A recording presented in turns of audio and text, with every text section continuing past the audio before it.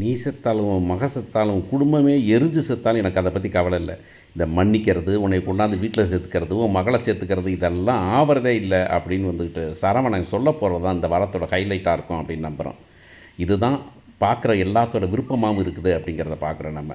So இந்த வாரம் என்ன நடக்க போகுது அப்படிங்கிறத பார்க்கலாம். ஸோ ஜெயிலில் கொண்டு வச்சுட்டாங்க. இப்போ எல்லாத்துக்கும் கொண்டு போய்ட்டு பொண்ணுங்களுக்கு தனியாக இப்போ ஆண்களுக்கு தனியாக ஜெயிலில் வச்சாச்சு. ஜெயிலில் வச்சுட்டு அடுத்த நாளே கோர்ட்டில் ப்ரொடியூஸ் பண்ணணும். கோர்ட்டில் ப்ரொடியூஸ் பண்ணும்போது வந்துட்டு எல்லோரும் போய் சேர வேண்டியிருக்குது. எல்லோரும் போய் சேர்றாங்க. சேர்ந்த ஒரு பார் வந்து இங்கே அதுக்கிடையிலே வந்துட்டு போய் பேசி பார்க்குறாங்க. நம்ம சக்திவேலு குமரவேலு நம்ம போய் பேசி பார்க்குறாங்க அந்த அம்மாக்கிட்ட. ஏம்மா அப்படின்னு சொன்னால் அந்த அம்மா என்ன பண்ணுதுனாக்கா மயிலை கொண்டு போய் வீட்டில் உள்ளார பூட்டி வச்சுட்டு ரூமில் பூட்டி வச்சுட்டு வெளியே வந்து பேசுது. ஏன்னா மயில் பேசுனா ரொம்ப வம்பா போயிருமே அப்படின்னு சொல்லிட்டு அதனால் வந்து பேசுவது என்ன சொல்கிறாங்க அப்படின்னாக்கா, ஏம்மா கேஸை வாபஸ் வாங்குறியா இல்லையாம்மா, ஏம்மா சின்ன பிள்ளையெல்லாம் பொம்பளை பிள்ளையெல்லாம் உடைய ஜெயிலில் வைக்கிற அளவுக்கு எப்படி மனசாட்சி உனக்கு வந்துச்சு அப்படின்னாக்கா, நீங்கள் தானே சார் சொன்னீங்க, நான் சொன்னேம்மா அதுக்காக நீ செஞ்சிருவியா நீ, உன் மக வாழ்க்கையை பற்றி யோசிச்சு பார்க்க வேண்டாமா அப்படின்னா, என் மக வாழ்க்கையை யோசிச்சா சார் பண்ணியிருக்கிறேன் நான், சும்மா கேட்டு பார்த்தேன், என் பொண்ணாடி முன்னாடி உட்காந்து பார்த்தா, நான் வீட்டு முன்னாடி உட்காந்து பார்த்தேன், மனசு இறங்குனாங்களா அவங்க, ஒருத்தர் மனசு இறங்கலையில் அப்படிங்கிறப்ப நான் எனக்கு புரிய செய்கிறேன், எனக்கு தெரிஞ்ச வேலையை செய்கிறேன் நான் அப்படின்னா, தெரிஞ்ச வேலை செஞ்சாக்க அப்போ வீட்டில் சேர்த்துக்குவாங்களா உன்னைய அப்படின்னாக்க, சேர்த்தானே ஆகணும், ஆகலைன்னா அப்புறம் நான் பார்த்துக்கிறேன், நான் வரட்டும் வந்து பேசட்டும். இப்போ கூட வந்துட்டு என் மகளை கொண்டு போய் உங்கள் வீட்டில் உங்கள் சம்மதி உங்கள் மச்சனை வீட்டில் விட்டுருங்க, நீங்கள் போய் மகன் புருஷனோட சேர்ந்து வாழறதுக்கு விட்டுருங்க, நான் உடனே கேஷ் ஆவாஸ் வாங்குறேன், வேணும்னா நானும் என் புருஷன் கூட ஜெயிலில் உட்காந்துக்கிறோம் என் மகளை காப்பாற்றுறதுக்காக, எங்களுக்கு ஒன்றும் பிரச்சனை இல்லை, ஆனால் வந்துக்கிட்டு இப்போதைக்கு என்னால் போய் வாபஸ் வாங்க முடியாது, நீங்கள் இதை சொல்லுங்கள் அப்படின்னாக்கா, இதெல்லாம் ஆவறது இல்லாமல் நல்லா யோசிக்கலையே, நாளைக்கு பார்த்துக்கலாம் அப்படின்னாக்கா அடுத்த நாள் கோர்ட்டுக்கு போகிறாங்க. கோர்ட்டுக்கு போனால் வந்துட்டு இங்கே கூப்பிட்டு விசாரிக்க போகிறாங்க. விசாரித்த அந்த அம்மா வந்து என் மகளை வந்துட்டு ரொம்ப கொடுமைப்படுத்தினாங்க அப்படின்னு சொல்ல போகிறாங்க.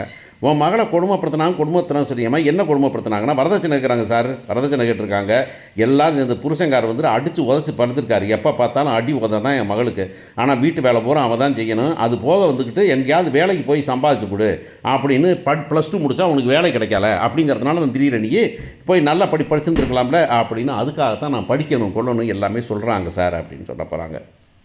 சரிம்மா கொடுமைப்படுத்தினா எங்கம்மா உங்கள் அம்மா அப்படின்னாக்கா, மக முடியலைங்க சார் வீட்டில். என்ன போலீஸ்காரவங்க என்ன பண்ணிகிட்டு இருக்கீங்க, என்னம்மா ஏம்மா இப்போ அந்த பிள்ளை உடம்பு அந்த பிள்ளை தான் வாக்குமூலம் கொடுத்தது, அதுதான் விக்டிமுங்கிறீங்க, அதை விக்டிமாக கூட்டுறாமல் நீங்கள் வாட்டில் பண்ணிக்கிட்டு இருக்கீங்க, என்ன விளாண்டுட்டு இருக்கீங்களா நீங்கள்?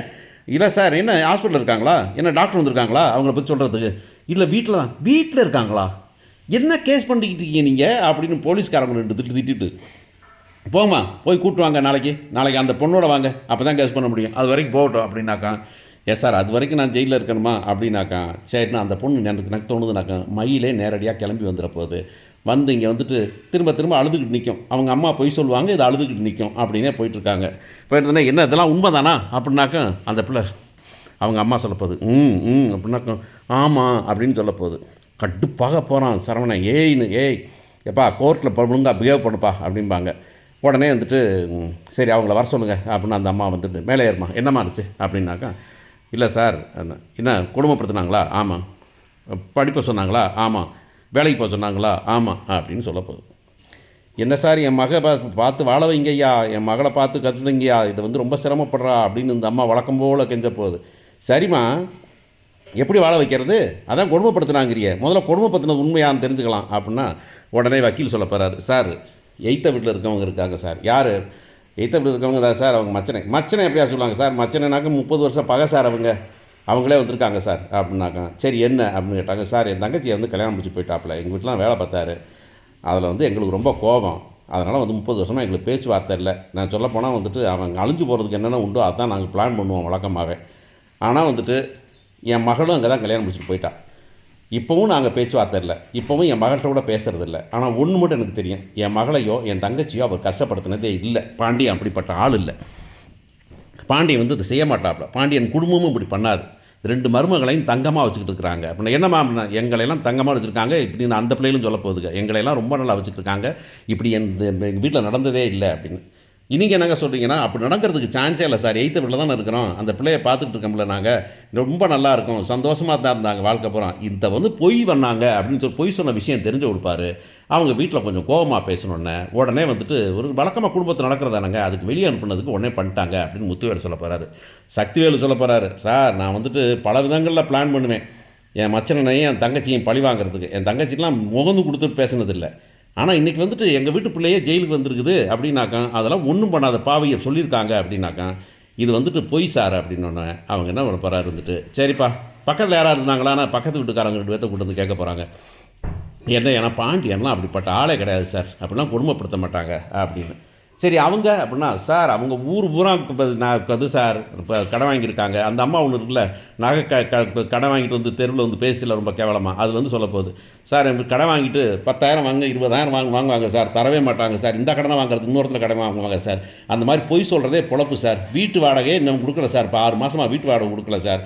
இந்த ஆள் ஒரு வேலைக்கு போக மாட்டான் சார், இப்படியே எங்கிட்டாவது சிரிச்சிருச்சு என்கிட்ட ஓசியில் டீ குடிச்சிட்டு ஓசியில் காசு வாங்கிட்டு இப்படியே திரிவான் சார் அவர் அப்படின்னு சொல்லிட்டு இருப்பாங்க. பழனிவேல் சொல்ல போகிறாப்புல, சார் இவர் வந்துட்டு கடையில் கல்லாவிலே காசு, மாமா வந்து சரின்னு விட்டதுக்கு கடையில் கல்லாவிலே காசு வச்சுட்டார் சார். ஒரு நாள் வந்துக்கிட்டு இந்த வீட்டில் வந்து எங்கள் வீட்டில் வந்து திருட வந்துக்கிட்டு கடைசியில் வந்து எங்கள் வீட்டில் கொடுத்த பொண்ணை கொடுத்த வீட்டிலேயே திருட வந்துட்டு அங்கேருந்து தப்பிக்கிறதுக்காக போய் எங்கள் அண்ணங்க வீட்டில் போய் திச்சிட்டார் சார். அன்னைக்கு கூட போலீஸ் ஸ்டேஷன்லாம் கூட்டு வந்து வச்சேன், கேளுங்க நீங்கள் அப்படின்னு சொல்ல போகிறாங்க. சரி குடும்பமானம் போகுதே அப்படிங்கிறதுக்காக விட்டுருந்தாங்க சார் அப்படின்னு உடனே ஜட்ஜு சொல்ல போகிறார், ஏப்பா இப்போ வந்து கேட்டதில் வந்துட்டு இவங்க எந்த விதமும் தப்பும் பண்ணலைன்னு தெரியுது, நீங்கள் சொல்கிறதுக்கு எந்த விதமான ப்ரூஃபும் இல்லை, அவங்க அடித்தாங்கங்கிறதுக்கோ கொடுமை பண்ணாங்கங்கிறதுக்கோ எந்த விதமானதும் இல்லை. ஆனால் நீங்கள் பொய் சொன்னீங்க, நீங்கள் ஃப்ராடுங்கிறதுக்கு எல்லாம் இருக்குது. அதனால் வந்துக்கிட்டு நீங்கள் விவாகரத்தை நீங்கள் தனியாக டீல் பண்ணிக்கங்க, இப்போதைக்கு அவங்க மேலே தப்பு இல்லை அப்படின்னு நான் தீர்ப்பளிக்கிறேன். சரி சின்ன பிள்ளையாச்சே அப்படிங்கிறதுக்காக விடுறேன், ஆனால் உங்கள் பெரியவங்க 2 பேரும் நீங்கள் சொல்கிற பொய்க்கெல்லாம் வந்து உங்களை ஜெயிலில் தான் போடணும், சரி போய் தொலைதுன்னு விடுறேன் அப்படின்னு அனுப்ப போகிறாரு. அனுப்பின உடனே வந்துட்டு இங்கே வெளியே வந்து பாண்டியன் இப்போ முத்துவேலு சக்திவேலெல்லாம் கட்டி பிடிச்சி ஒருத்தருக்கு ஒருத்தர் ரொம்ப நல்லா பேசிக்க போகிறாங்க. குமரவேல் வழக்கம் போல் அரசியை பார்த்து, அரசி இப்போ நல்லா இருக்கியா அப்படின்னு கேட்க போகிறாரு. அப்படின்னு இந்த பிள்ளை சொல்ல போகுது.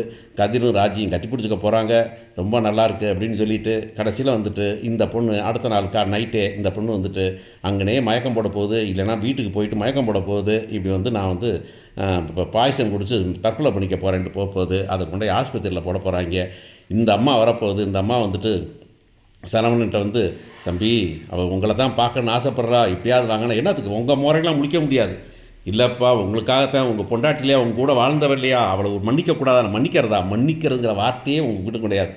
உங்கள் குடும்பம் உங்கள் பொண்ணோட சேர்ந்து வாழ்கிறதுக்கு பதிலாக நான் தற்கொலை பண்ணி செத்து போயினது சேர்ந்து வாழலாம் மாட்டேன், அதனால் ஓடி போயிருங்க அப்படின்னு விரட்ட போகிறாங்க. ஸோ இப்போ கதையில் என்ன பிரச்சனைனாக்கா, இப்போ தப்பு பண்ணது மயில் ஃபேமிலின்னு முடிவாக போகுது இந்த வாரத்தில். அப்போ தப்பு பண்ணதே முடிவுங்க. இப்போ மயில் ஃபேமிலிங்கிறப்ப இந்த டிவோர்ஸ் நோட்டீஸை வாங்குறதுக்கு எங்கிட்டாவது இந்த கதையில் ஓட்டம் கண்டுபிடிப்பாங்க. என்ன ஓட்டம் கண்டுபிடிப்பாங்க அப்படிங்கிறது நமக்கு தெரியல. அதாவது அந்த பொண்ணை மன்னிச்சு ஏற்றுக்கிற மாதிரி வழி வரணும். ஆனால் இப்போ அந்த பொண்ணு வந்து கோர்ட்டில் வந்து அந்த பொண்ணே போய் உண்மையை சொல்லி வச்சிருந்தனா அட்லீஸ்ட் ஒரு சான்ஸ் இருக்குமா இருக்கும். ஐயோ சரி அவங்க அப்பா அம்மா தான் பண்ணிட்டாங்கன்னு ஏதோ ஒரு சான்ஸ் இருக்கிறதுக்கு சான்ஸ் இருக்கும் அப்படின்னு நினச்சேன் நான். அந்த பொண்ணே அதுக்காக 2 தடவை சொல்லியிருந்தேன், அந்த பொண்ணே வந்துட்டு உண்மையை ஒத்துக்குதுன்னு சொல்லிட்டு. ஆனால் இப்போ கோர்ட்லேயும் அந்த பொண்ணு ஒத்துக்காமல் எதிர்த்த வீட்டுக்காரவங்க சொன்னதை வச்சு தான் வந்து பண்ணுறதுனால இனி எப்படி இந்த கதையை கொண்டு போகிறாங்க அப்படிங்கிறத பார்ப்போம். மயிலை